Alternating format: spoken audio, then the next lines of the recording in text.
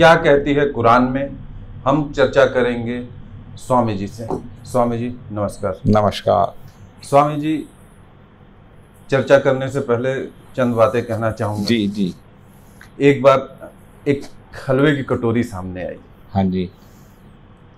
तो यही ध्यान आया जी कि इसमें काजू, बादाम, सूजी ये सब तो दिखाई दे रहे हैं, पर इस चीज में जो सबसे ज्यादा जो मिठास है वो शक्कर तो कहीं नजर ही नहीं आ रही। ओहो।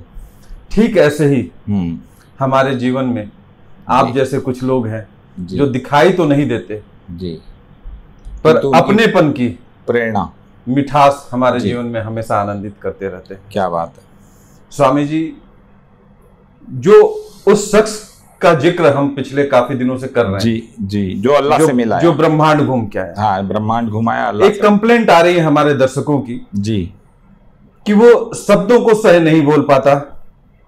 हाँ, अल्लाह से कैसे मिल गया, मिल लिया तो बोल, उच्चारण क्यों नहीं बोल रहा। सही कह रहे हैं। देखिए, इसका भी बड़ा, देखिए बात जो भी पूछी जाएगी उसका आंसर कुरान में ही है, कुरान से ही जवाब दिया जाएगा। और इस बात का नहीं, संसार की कोई भी बात का तो कुरान में जवाब दे दिया जाएगा कुरान से। देखिए, एक इसमें आयत आती है कि आप शब्दों को, जुबान को हरकत में लाकर शब्दों को रटने की कोशिश ना करो। ये कुरान हम आपके सीने में उतार देंगे, आपको अच्छे तरह से समझा देंगे। तो देखिए, जो मूसा भी है, मूसा नबी है, मूसा अल्लाह से रिक्वेस्ट करें कि मूसा मेरी जुबान में कुछ लुकनत है। लुकनत मतलब हकलापन। अब वो हकलापन एग्जैक्ट नहीं है, हकलापन की बात नहीं है। वो मूसा कह रहे हैं कि मैं क्लियर शब्दों को नहीं बोल पाता। तो अल्लाह को कहते हैं कि हारून जो बड़ा क्लियर बोल पाता है, हारून को भी आप नबी बना दीजिए, मेरे साथ कर दीजिए, हारून मेरा भाई। तो अल्लाह, और फिर वो जब फिरौन के दरबार में पहुंचते हैं तो फिरौन के यहाँ जाकर फिरौन कहते हैं ये मुझे पाठ पढ़ाएगा, ये संसार को अल्लाह का पाठ पढ़ाएगा जिसे सही से बोलना भी नहीं आता। तो ये बात आपकी खारिज। जो अल्लाह का नबी है उसको बोलना ना बोलना आता, वो अल्लाह की मर्जी है। वो क्योंकि वो इस्लाम से नहीं है, इसीलिए शब्दों में हेरफेर। तो उसको कुरान कह भी रही है कि आप शब्दों को रटने की कोशिश मत करो, हम आपके सीने में उतार देंगे। तो बड़ी कॉमन सी बात है।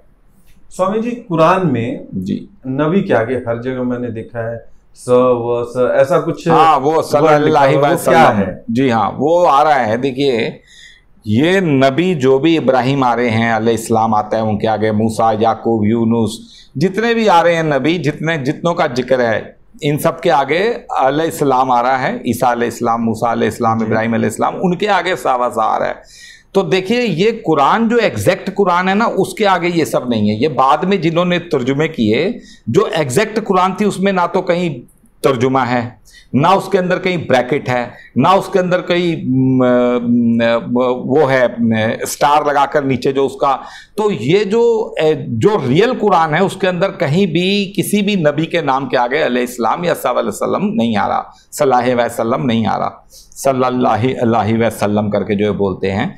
तो ये देखिए, ये कुरान में बड़ी हैरानी की बात है कि अल्लाह ने अपने लिए भी सिंपल अल्लाह शब्द रखा, जबकि लिखने वाले को तो अल्लाह के आगे उसने जो अपनी कुरान लिखी, पहली बार उसने लिखी, दूसरी बार, 10 बार। शुरू में तो वो बड़ा हैरान हुआ कि इतनी ऊटपटांग किताब, इतना गलत। मैं सबको जैसे अपने औरत को अपने सुंदरता पे, आदमी को अपनी बुद्धि पे। तो वो जब अल्लाह से मिलकर आया तो उसको बड़ा फकर हुआ कि अच्छा, कुरान सारी उल्टी फिजी थी, मुझे अब समझ आ गई, मैं संसार के आगे बताऊंगा। मगर जब उसको नाजिल होनी शुरू हुई, बातें उसको समझ आनी शुरू हुई, तो पहले तो उसने 100% आयतों को उल्टावाना, फिर उसे लगा नहीं जी 90% उल्टी है, फिर उसे लगा नहीं जी 80%, 60%, 50, 40, वो करते करते उसे लगा नहीं तो 20% सीधी है। फिर उसने देखा है तो 50%, वो अल्टीमेटली वो दिन आ गया उसने देखा है तो 100 की 100% आयतें भगवान की दी हुई हैं। तो जब उसे सारी बातें समझ आई तो उसने देखकर भी हैरानी जताई कि अल्लाह के आगे अल्लाह अपने लिए कोई महान लिखते, तो उसने जितनी जगह अल्लाह का नाम लिखा है उसके आगे ऊपर एम लिख दिया है, अल्लाह महान। और नबी के लिए उसने कुछ नहीं लिखा, और नबी के लिए कुछ होना भी नहीं चाहिए असल में। तो अब देखिए, ये भी तो आदमी आया हुआ है, इस्लाम वाले अभी से बोल रहे हैं इसे साले को नाली में घेर के मारो, वो दावे कर रहा है, तो दावे तो वो कर नहीं रहा। सनातन धर्म में कह रहे इसे पकड़ो पीटो, ये तो अल्लाह अल्लाह चिल्ला रहे, इसके हाथ पैर तोड़ो, तो वो तो कोई ऐसी बात नहीं किसी भी। और अल्लाह नबी कह रहा है बीच में, अल्लाह कह रहे हैं ये तो एक बशर है, बशर मतलब एक कॉमन आदमी। तो ये जो सा लग रहा है ये गलत है, इसका कोई तात्पर्य नहीं है।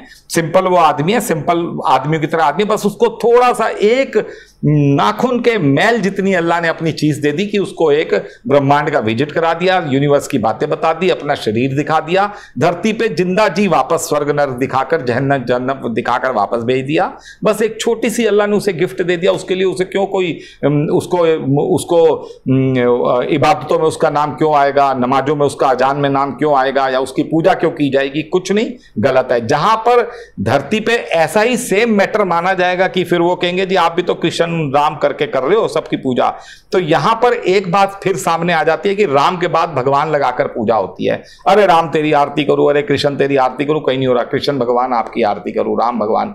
तो यहां पर भगवान लगाते ही वो अल्लाह शब्द परिपूर्ण हो जाता है।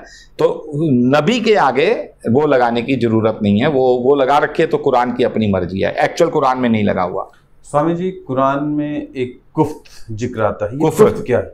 कुफ्र हाँ। देखिए, कुफ्र जो है, कुफ्र एक ऐसा शब्द है कि जो आपको एक आयत आती है ऐसी कि हमने इंसान को आज़ादी दी अपनी मर्जी की, अपनी राह चलने की, अब वो कुफ्र पे चले या शुक्र पे चले।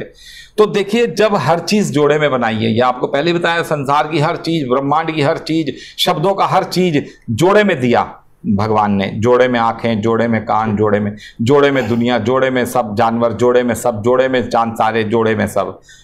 तो कुफ्र और शुक्र भी जोड़े में है। अब देखिए, शुक्र का जो उल्टा निकलेगा, अगर शुक्र का मतलब यह कि भगवान कहता है कि तू मेरा शुक्र कर, तू मेरा शुक्र कर, तुझे बीबी मिले, बच्चे मिले, खाना मिला, ये मिला। तो शुक्र का जब उल्टा निकालेंगे जोड़ा, तो वो शुक्र का उल्टा होगा थैंकलेस होना। अच्छा। कुफ्र उसका वर्ड आ गया कुफ्र। अब कुफ्र का मतलब कहीं भी ये नहीं आ रहा कि इस्लाम को ना मानने वाला कुफ्र करेगा। अच्छा। वो तो फिर उसका जोड़ा तो दूसरा बन गया कि इस्लाम को मानने वाला और ना मानने वाला, जो कि काफिर वर्ड ये लोग बोल देते हैं, या जो मुशर्रिक बोल देते हैं। और दूसरे तीसरे वर्ड है कुफ्र। जो वर्ड है, ये कुफ्र वो वर्ड है कि कुफ्र का इस्लाम और इबादत से कोई मतलब नहीं। कुफ्र का मतलब यह कि एक आदमी तो मेरा शुक्र कर रहा है, एक आदमी कुफ्र कर रहा है, कि खा पी भी रहा है मगर उसका वो धन्यवाद नहीं दे रहा। वहीं अल्लाह बार बार कहते हैं कि मेरे को किसी की कोई परवाह नहीं, कोई मुझे किसी की हाजत नहीं, कोई जरूरत नहीं पाठ पूजा की। तो कुफ्र का मतलब, अगर इस्लाम ये वर्ड समझता है कि कुफ्र का मतलब कि इस्लाम को ना पूजना, इबादत को ना करना, कुरान को ना मानना, मस्जिद को ना मानना, अल्लाह को ना मानना, तो अल्लाह इस चीज को डिनाई कर रहे हैं। कुफ्र या शुक्र में कुफ्र वो बात बनती नहीं है। कुफ्र का मतलब यह कि एक थैंक्स करना, एक थैंक्स ना करना। अल्लाह थैंक्स ना करने वाले को भी कुछ नहीं कह रहे। स्वामी जी, कोड लैंग्वेज का कोई उदाहरण है? अच्छा, हाँ, कोड लैंग्वेज, कुरान सारी कोड लैंग्वेज में। जैसे हाँ, देखिए, कुरान सारी लगभग कोड लैंग्वेज में। शरिया की कुछ जो आयतें दे रखी हैं शरिया कानून की, उनको अगर छोड़ दिया जाए तो कुरान 80% कोड लैंग्वेज। जैसे कुरान में देखिए एक आयत है कि जब पहाड़ों को चला दिया जाएगा, समुद्रों को आग लगा दी जाएगी, आसमानों को चीर दिया जाएगा, ये वो इस टाइप से करके 4-5 बातों के बाद लिखा हुआ है। फिर 10 माह की ग्याबन ऊँटनी खोल दी जाएगी। तो अब देखिए ये कैसी बात है कि एक तरफ तो समुद्रों को क़यामत आ गई, समुद्रों को आग लग गई, पहाड़ चीर चीर हो गए, आसमान चीर चीर हो गया, सब कुछ अटल पटल हो गया। ऐसे में ऊँटनी को कौन खोलने जाएगा? ग्याबन ऊँटनी जब खोल दी जाएगी तो ऐसे में ऊँटनी को कौन खोलेगा भाई जाकर? जब पहाड़ी, जब पूरी क़यामत ही आ गई। तो ये कोड लैंग्वेज है। देखिए, जैसे हूरों के लिए बड़ा मिसकंसेप्शन है कि हूरे हूरे आ रहे हैं। तो हूरे पहले भी आपको बताया कि सनातन धर्म वालों की अप्सराएं सही हैं, इनकी हूरे गलत हैं। तो ये बातें आपको बहुत तालमेल करके उसमें एक एपिसोड है जिसमें सारी बातों का इसका उल्लेख है। तो अब देखिए, जैसे हूरों का जिक्र आता है, उसमें आता है कि आयत आती है, और परहेजगारों को हमने जन्नत दे दी, उनके नेक अमल के लिए उनको वो दे दिया। और इंकारियों को, काफिरों को, काफिर अल्लाह किसमें? इस्लाम। कुरान में काफिर अल्लाह इस्लाम वालों को ही बता रहे हैं। और फिर काफिरों को हमने जहन्नम दिया, हमने उनको सजा दी, और परहेजगारों को हमने स्वर्ग दिया। ऐसी घनी छाव में बैठे होंगे, बड़ी बड़ी आंखों वाली हूरों के सामने आमने सामने जोड़ा बनाकर बैठ जाएंगे। मन चाहे वहां मेवे खाएंगे, मन चाहे वहां ठंडी छाएं होंगी, मन मर्जी की बातें सुनाई देंगी। तो अब देखिए, आमने सामने हूरों के जोड़े बनाकर बैठा दिए जाएंगे। आमने सामने कैसे? अगर ये हूरे कोई गलत शब्द हो तो वो तो साथ साथ लेट जाएंगे, तो यहां तो आमने सामने बैठ के, आमने सामने कहां बैठा जाता है? पूजा के लिए, जो दुर्गा माँ के सामने, सरस्वती माँ के सामने, काली माँ के सामने, वैष्णो माँ के सामने। जो ये मूर्तियां हैं ये बड़ी बड़ी आंखों वाली हैं। हम बोलते नहीं है कितनी सुंदर है दुर्गा माँ की मूर्ति, कितनी सुंदर है वैष्णो देवी की। हम अपने परिवारों में भी अपनी माँ बहन को शादी ब्याह में कभी बोलते हैं, अरे आज तो तू दुर्गा माँ लग रही है, आज तो तेरी बड़ी बड़ी आंखें माँ की तरह दिख रही है आज तो ये जो आयत है आप इसका सार समझिए कि बड़ी बड़ी आंखों वाली हूरों के सामने उनके जोड़े बनाकर बैठा दिए जाएंगे। तो ये क्या है कि मैं पूजा करने वाला, आप सामने दुर्गा माँ, सुंदर सी मूर्ति, बड़ी बड़ी आंखों वाली, मैं आपको निहार रहा हूं, आपकी ज्योत बत्ती आरती कर रहा हूं, आपसे मन की मुरादें मांग रहा हूं, फिर मन चाहे मेवे वहां खाने को मिलेंगे। तो वैष्णो देवी दरबार पर आप जाइए, पंचमेवा मेवे खाने को मिलते हैं ना, मेवे कहाँ और मिलते हैं, वरना तो सब कुर्बानियां चल रही हैं, मेंढे वेंढे बड़े बकरे पता नहीं ऊंट बैल सब कट रहे हैं, तो मेवा खाने को मिलेगा। तो ये हूरों का कॉन्सेप्ट जब कोड लैंग्वेज में खोद कर अंदर जाया जाएगा कुरान में, तो सनातन धर्म की बातें सामने निकल कर आ जाएंगी। कुरान में वर्णन आ रहा है कि सबको सजदा करना पड़ेगा, प्यार से या लाचारी से, ऐसा जी ये जो है ये भी बड़ा, देखिए ये बड़ी कॉन्ट्रडिक्टरी बात है आपस में। एक तरफ तो अल्लाह कह रहे हैं कि मैं बेपरवाह हूँ, मुझे कोई हाजत नहीं किसी की पूजा की, और एक तरफ अल्लाह कह रहे हैं कि सबको सजदा करना पड़ेगा लाचारी से या प्यार से।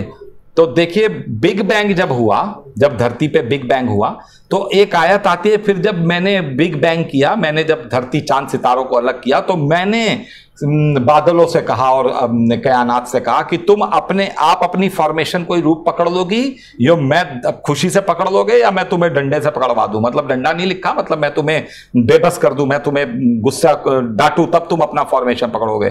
तो धुओं ने, बादलों ने, कायनात ने कहा नहीं अल्लाह, हम अपने आप ही अपनी खुशी से अपना स्वरूप पकड़ लेंगे। तो देखिए अल्लाह ने एक वहां पर यह बात कही। फिर बीच में अल्लाह ने बीच में दो जगह और आ रहा है कि सजदा तो अल्लाह को करना ही पड़ेगा, चाहे लाचारी से, चाहे पूरी मखलूक अल्लाह को सजदा करती है, चाहे लाचारी से चाहे प्यार से। तो देखिए इसका सीधा सीधा वर्णन आ जाइए आज आप कोरोना पे, जो आपको बताया जा रहा है कि जब ये अल्लाह का मैसेज संसार में जाएगा, जब इसकी इग्नोरेंस होगी तो संसार पे एक बीमारी आ जाएगी कोरोना, जो वो पहली 2019-20 की वीडियो से बता रहा है कि कोरोना का कुछ नहीं होगा, कोरोना ऐसे ही चलेगा, पूरा साइंस लटक जाए। कोरोना का कुरान के अंदर लिखा हुआ है। कुरान में जिस तरह से डिक्शनरी के अंदर इंग्लिश का वर्णन होता है, उस तरह कुरान में कोरोना का वर्णन है कि कोरोना कैसे आएगा, कैसे जाएगा। कुरान जब तक घर घर माथा नहीं टेका जाएगा, कोरोना नहीं जाएगा। तो देखिए कोरोना इतना अभी ये फैलेगा, इतने रूप बदलेगा, प्राकृतिक आपदाएं इतनी सारी धरती पे आएंगी, हर देश में आएंगी, कि जब इस प्लेटफॉर्म की बातें, और वो संसार में जो आदमी मिला है उसने सारी एम्बेसियों को बता दिया है। अब देखिए एम्बेसियों को खबर गई, अब नेफ्टाली ने अभी 5-6 दिन पहले नेफ्टाली ने बोल दिया, इजराइल के प्रधानमंत्री ने नया सिलेक्ट हुआ है, वो कह रहा है जी हम तो कोरोना के साथ ही जिएंगे। अब कहां गई वो वैक्सीनेशन की बातें, कहां गए वो मास्क, कहां गए वो लॉकडाउन। वो कह रहे हैं जी उनको खबर दे दी गई है, इजरायली एम्बेसी पे लेटर दे दिया गया कि जिस आदमी की तुम बात कर रहे हो वो आदमी आ चुका है, और उस आदमी के बाद ही ये बीमारी धरती पे आती है। तो नेफ्टाली ने तो घोषणा कर दी पहले की तरह, जैसे ईसा मसीह को डिनाई किया, जैसे मोहम्मद साहब को डिनाई किया, अब उन्होंने भारत वाली खबर को डिनाई करके उन्होंने आपस में यूनियन बना ली कि अब हम नहीं मानेंगे। तो अब देखिए कोरोना वहां क्या खेल दिखाएगा, वहां प्राकृतिक आपदाएं आएंगी, सारे इस्लाम वाले या जो भी कंट्री है इस्राइल के ऊपर, इजराइल तबाह होना है, एज पर कुरान इजराइल तबाह हो जाएगा। तो ये बात बोली जा रही है कि इतने पिद्दी से आदमी की क्या औकात, इतनी बड़ी बातें बोल देगा, वो भारत सरकार को कंप्लेंट नहीं करेंगे एक आदमी क्या कर रहा है, मगर क्योंकि कुरान में बातें लिखी हुई हैं। अब देखिए वहां ब्रिटेन ने कह दिया ना, no lockdown, no mask, no vaccination, जैसे हम तो ऐसे ही चलेंगे। ब्रिटेन के साथ साथ यूएस वाले भी को वहां डेल्टा प्लस खूब तंग कर रहा है, मगर उन्होंने देख लिया कि भाई ईसा मसीह तो इस बार ऐसे कैसे ईसा मसीह वहां भारत आ जाएंगे, तो वो मर जाएंगे, मिट जाएंगे, वो बोलेंगे नहीं। तो वहां क्या है, ब्रिटेन में भी तबाही मचा रहा है डेल्टा प्लस, अमेरिका में तबाही मचा रहा है, जर्मनी में ऐसी बाढ़ आई, चाइना में हजारों साल बाद ऐसी बाढ़ आई, प्राकृतिक आपदाएं भारत में बढ़ती जा रही हैं। तो ये क्या है, ये अल्टीमेटली अल्लाह एक दिन लाचार कर देंगे इस प्लेटफॉर्म की बातें अल्लाह के मैसेज को सुनने के लिए। और जब ये मैसेज सारे संसार में सुना जाएगा कि एक धर्म एक ईश्वर, तो उसके बाद जब इसके ऊपर सारी एक सूत्र में आकर सारे धर्म सारे देश टिकेंगे, कोरोना की वापसी हो जाएगी। तो लाचारी ये है। बहुत बहुत धन्यवाद स्वामी जी। हम आज समापन करना चाहेंगे अपने इस कार्यक्रम का जी, और आपका और अपनी जनता का बहुत बहुत आभार, जो हमें इतने प्यार और सम्मान दे रहे हैं।